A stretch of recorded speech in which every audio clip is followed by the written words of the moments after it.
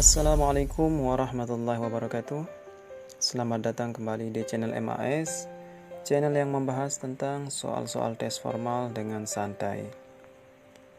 Ini adalah pembahasan yang keempat, masih soal pedagogik, yaitu tentang media dan rancangan pembelajaran. Bagi teman-teman yang mau belajar dari awal, bagian 1, 2, dan 3, linknya ada di deskripsi video ini. Oke, kita langsung ke soal yang pertama. Jenis media pembelajaran apa yang memiliki daya manipulatif paling tinggi untuk mengajar teks deskriptif tentang seseorang? A. Visual, B. Tactile, C. Virtual, D. Audiovisual. Sebelum kita jawab, mari kita lihat dulu pembahasannya. Ada beberapa media pembelajaran yang sering digunakan. Yang pertama ada visual, tactile, virtual, audio, dan gabungan antara audio dan visual. Yang visual ini contohnya bisa gambar, ada sketches atau sketsa, ilustrasi, pola, dan lain sebagainya. Ini bisa teman-teman baca ya. Ada tactile, objek, exhibit, artefak, model, dan lain sebagainya. Begitu juga dengan virtual dan audiovisual. Apabila kita ingin mengajarkan teks deskripsi tentang seseorang, biasanya kita pakai gambar, di mana gambar tersebut masuk ke dalam media pembelajaran visual. Jadi jawaban yang tepat adalah yang A. Nomor 2.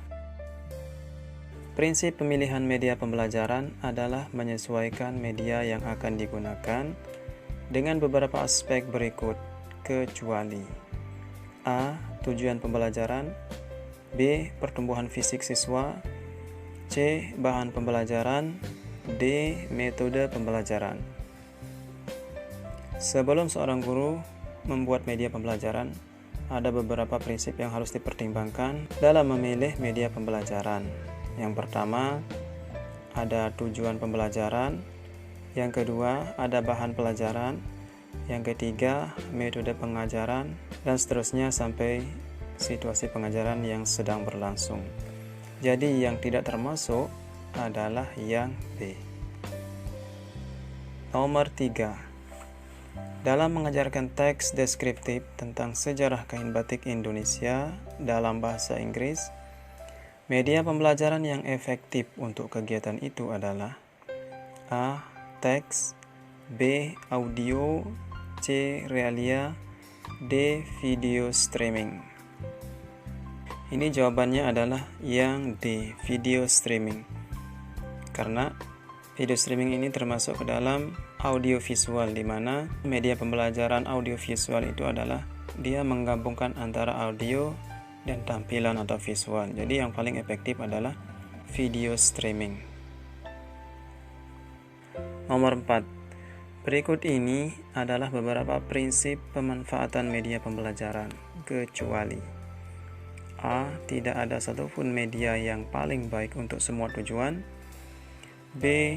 Tujuan penggunaan media pembelajaran adalah untuk mempermudah proses pembelajaran. C. Penggunaan media terpisah dari proses pembelajaran dan bersifat tumpang tindih atau selingan. D. Pemilihan media disesuaikan dengan tujuan memfasilitasi karakteristik peserta didik. Ada 5 pemanfaatan media pembelajaran, atau ada 5 manfaat media pembelajaran. Yang pertama, ini tidak ada satupun media yang paling baik untuk semua tujuan. Sama dengan pilihan nomor A. Yang ke B, media merupakan bagian yang terpisah dari proses pembelajaran. C. Mempermudah proses pembelajaran peserta didik.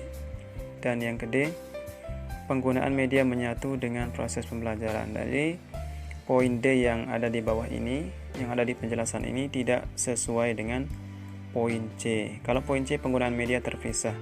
Sedangkan dari keterangan di bawah ini bahwa penggunaan media itu harus menyatu atau terintegrasi dengan pembelajaran yang kita sampaikan atau materi yang kita sampaikan. Jadi harus menyatu, bukan terpisah ya. Jadi jawabannya adalah C. Ini yang kecuali. Nomor 5. Fungsi dari penggunaan video streaming YouTube Recorder pada pembelajaran bahasa Inggris adalah sebagai A. Sarana untuk mewujudkan pembelajaran berbicara yang lebih efektif. B. Sarana untuk mewujudkan pembelajaran menyimak yang efisien. C. Sarana untuk mempersingkat alur kegiatan pembelajaran. D. Sarana untuk mempermudah guru dalam mengajar.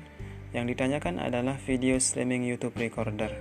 Kurang lebih artinya adalah alat untuk merekam video streaming YouTube, di mana fungsinya adalah untuk lebih mengefisiensi atau lebih menghemat waktu dalam pembelajaran. Jadi kapan-kapan kalau sudah direkam bisa dibuka lagi ya. Ini fungsinya video streaming YouTube Recorder. Kurang lebih seperti itu. Jadi jawabannya adalah yang B. Nomor 6. Seluruh guru mengarahkan siswanya untuk menganalisis data, mengelompokkan, membuat kategori, menyimpulkan, dan memprediksi atau mengestimasi dengan memanfaatkan lembar kerja diskusi atau praktik. Tahapan kegiatan pembelajaran ini termasuk dalam A. Mengamati, B. Mengasosiasi, C. Menanya, D. Mengumpulkan. Kalau kita lihat dari pilihan ini bahwa ini adalah langkah-langkah pembelajaran saintifik, di mana langkah-langkah pembelajaran saintifik itu ada 5. Yang pertama ada mengamati, yang kedua menanya, yang ketiga mengumpulkan data, kemudian mengasosiasi, dan yang terakhir adalah mengomunikasikan. Untuk kegiatan mengasosiasi ini maksudnya adalah kegiatan yang bertujuan untuk mengasah kemampuan berpikir dan sikap ilmiah. Adapun kegiatan-kegiatan yang bisa dilakukan saat tahap mengasosiasi ini adalah yang pertama menganalisis data, yang kedua mengelompokkan data, membuat kategori, menyimpulkan, dan memprediksi. Dari keterangan ini bahwa kita tahu jawabannya yang jelas adalah yang B. Nomor 7. Berikut ini adalah saat-saat yang tepat dalam penggunaan strategi pembelajaran deduktif kecuali A. Waktu pembelajaran yang tersedia sedikit. B. Peserta didik belum mengenal pengetahuan yang dipelajari. C. Isi pelajaran meliputi terminologi yang kurang, memerlukan proses berpikir kritis. D. Waktu pembelajaran yang tersedia banyak. Di sini ada 2 strategi pembelajaran, yaitu yang deduktif dan induktif. Dari strategi pembelajaran deduktif itu bisa dipakai ketika waktu yang tersedia itu cukup sedikit. Kalau induktif, waktunya tersedia banyak. Jawabannya adalah yang D. Waktu pembelajaran yang tersedia banyak. Ini kecuali ya.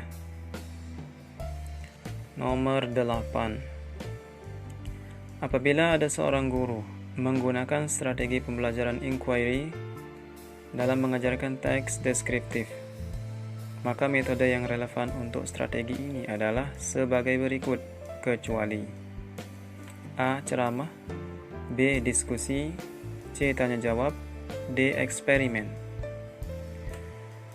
Inquiry sama dengan menemukan. Sinonim daripada inquiry juga termasuk discovery ya.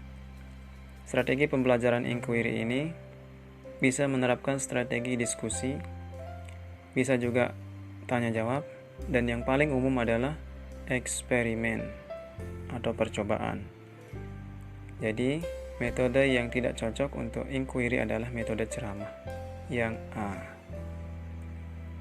Nomor 9. Dalam sebuah pembelajaran, guru melibatkan 2 orang atau lebih siswa yang mempunyai pemahaman ilmu pengetahuan yang sama, sehingga dapat mengkomunikasikan ilmu pengetahuan dengan pemahaman yang benar dan tepat.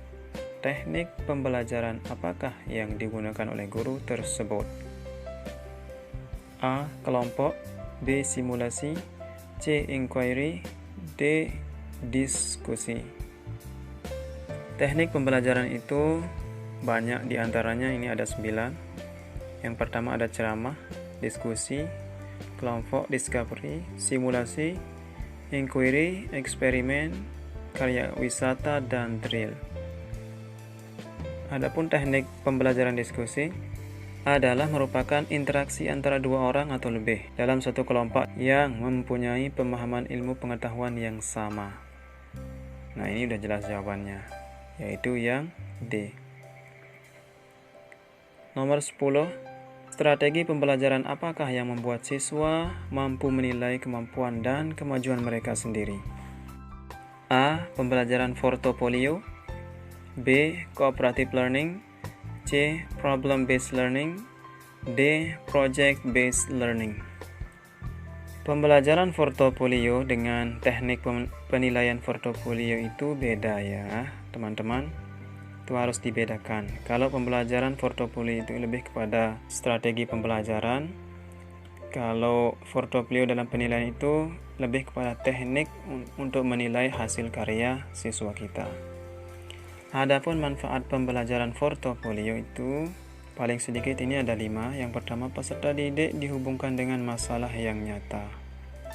Kemudian, dapat mengkombinasikan berbagai disiplin ilmu. Dapat menghubungkan kegiatan evaluasi dan kegiatan pembelajaran. Yang D, belajar bekerja sama dengan tujuan yang jelas. Yang E, peserta didik mampu menilai kemampuan dan kemajuan mereka sendiri. Kira-kira mana jawabannya ya, yang sesuai dengan penjelasan ini? Tentunya yang A, yaitu pembelajaran portofolio. Oke teman-teman, itu 10 contoh yang kami berikan tentang media dan rancangan pembelajaran. Adapun pada video berikutnya kita akan belajar tentang TIK dalam pembelajaran. Apabila video ini ada manfaatnya, silakan tekan tombol subscribe, like, dan share. Terima kasih. Assalamualaikum warahmatullahi wabarakatuh.